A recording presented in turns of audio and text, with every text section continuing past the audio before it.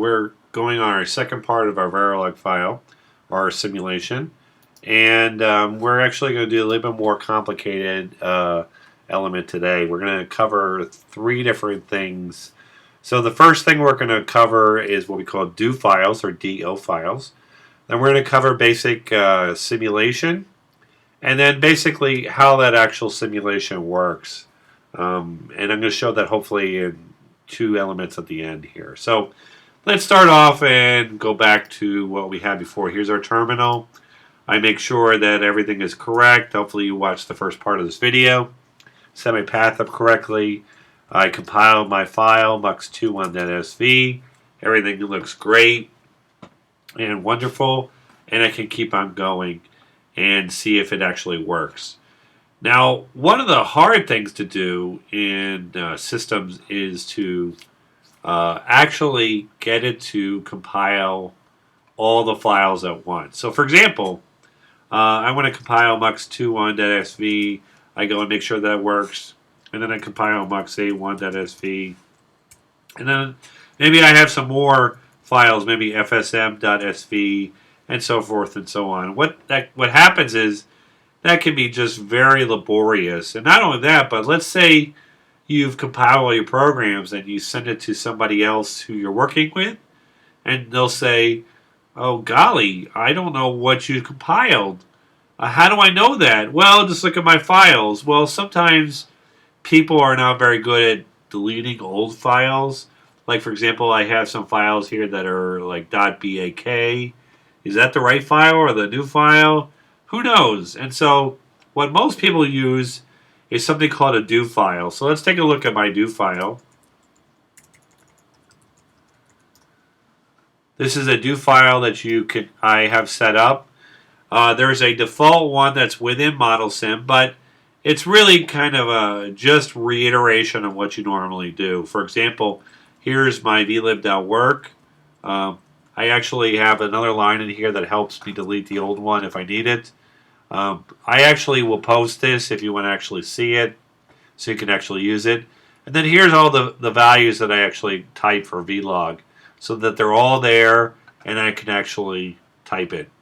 Now, the next part of the do file actually handles the simulation for me. If I don't do that, I have to do it manually. And so we're going to try it manually first. First, I'm going to compile all the files, make sure they compile. So I'm going to copy this line that's right here. And you can see I copied all my files. My top level name of my simulation is called testbench or TB. And now I'm going to simulate it. So the first thing I do is I type vsim and I hit enter. And it'll pull up ModelSim.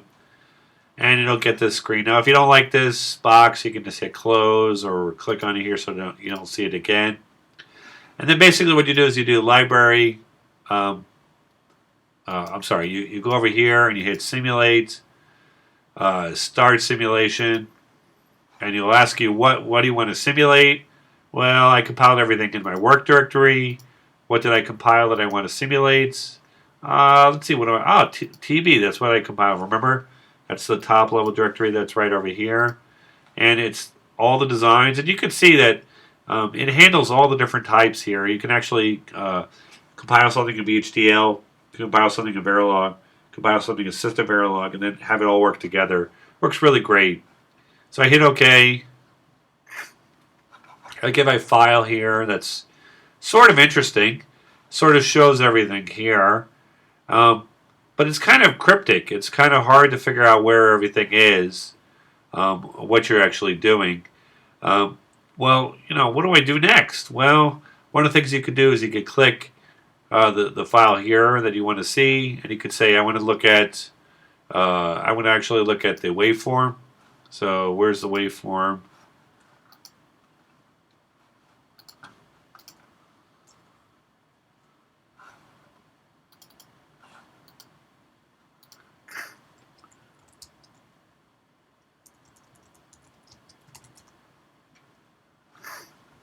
So here's my wave file. Now, I can tell you from experience, this is not a really good way of doing it.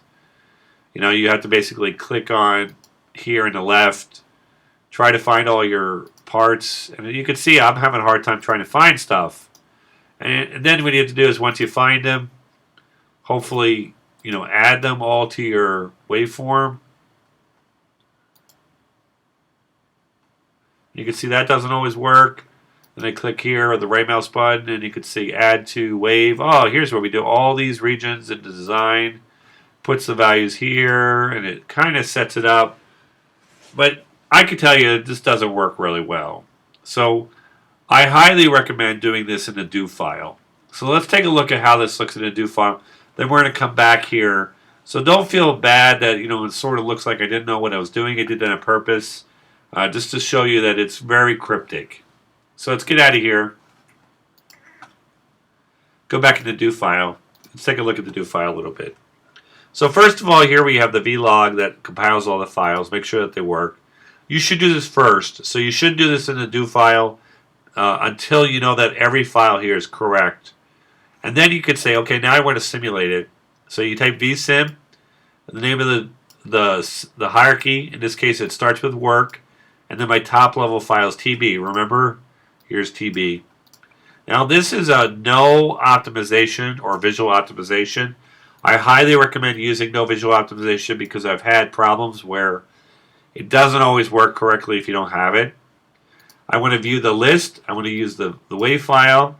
I want to add all the files to my actual waveform, and this does it for me automatically.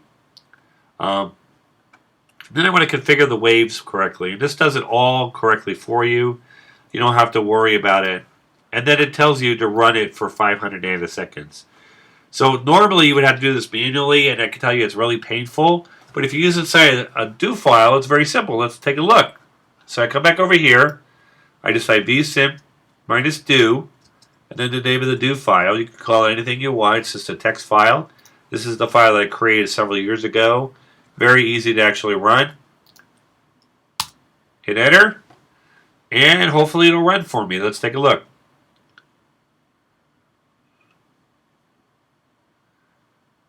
Okay, so you can see this does it a lot easier for me. It shows all the signals that are over here. It shows that it worked.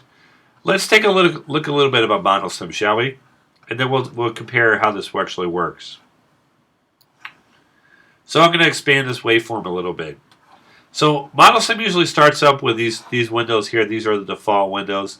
It has a file called Wave, a file called Processes, a file called Access or Objects. I'm sorry. All the instances, and then this file called the transcript. Now the transcript is the output that you get, and you can take a look. I can move up on the screen, and it shows that it started. This was actually invoking ModelSim. This looks like exactly like I got before when I compiled it manually. It shows me the output. The top level is TB, and it actually shows that I run vsim, the name of the file in the Dofile. It shows that it's loading correctly, and then it shows you a little bit of information. Now, what's nice about this is that this transcript file actually gets output into a file that you can see later if you want. So if you do a listing your directory, you should find a file called transcript, and that file will contain exactly the same thing as a transcript. So let's try it again, and we'll take a look at our simulation. So here's our simulation. It shows all the files. WAV file. Actually behind it is the list file you can actually see here. WAV file is very useful because it shows all the signals. If they simulate correctly, you'll see them in green. Now, you can see it's kind of hard to see this. So what I always tell people is just click this little button right here, and it sort of pops it out of the waveform, and it has you can move it around. So I'm going to move it around here, and I'm going to show you two popular buttons on the actual ModelSim waveform window. The first one is the blue dot. So if I click the blue dot, what's going to do is it's going to fill everything in here and fit it in. So you can see it fitted in one window, and I can zoom in hitting the plus key, and it'll zoom in. But a lot of times you hit the blue screen, that's like fit all, it fits everything in here. The other thing useful is that look over here on the left. So it actually shows you the data, like all the values here that you're simulating. and it shows you the full hierarchy of each of them. So this one is TB.part1 sequential, and sometimes you can see it, sometimes you can't. You might have to expand it a little bit, such as I did there. Now, sometimes the hierarchy is very distracting, and so if you come down here, right on the left, and if you click there, it'll get rid of that hierarchy for you, and it'll allow you to see all your waveform files. So this is great. You can actually see it. If you get red, that's really bad. All green is very nice. You can actually take a look at it and see if it works. Now, a lot of times what happens is you want to see that something works correctly. And let's say you have an error. Oh my goodness, I got an error. And so what you could do is actually you click in here in your window, and it'll actually show you what time it's at, 500 nanoseconds over here.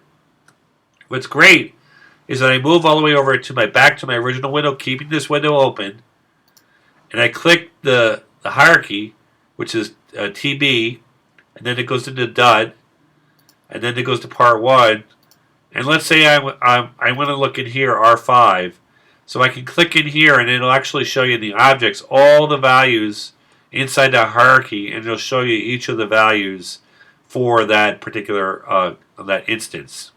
And what's great about that is you can actually see if you have an error there, if that's the right value. One caveat here is that it's usually showing you at the last possible spot, or the simulation of now, NOW, which is usually the last time that it simulates 500 nanoseconds. If it doesn't, if it's too long, you'll have to go back and change the Dofile so that it simulates shorter. For example, I come back here and I go to the bottom and I'll change this to 250 nanoseconds, and then I'll just simulate it again.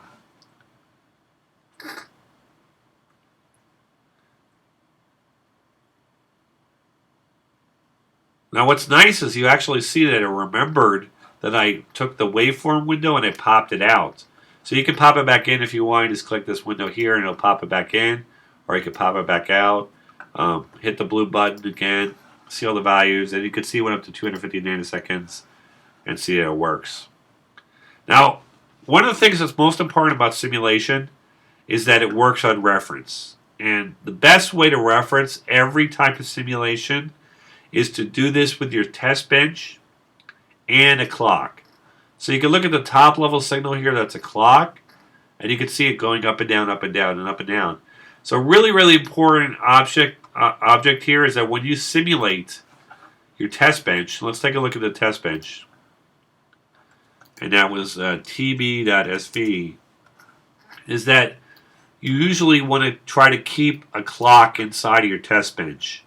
So the test bench is usually set up with all the signals of your top level design.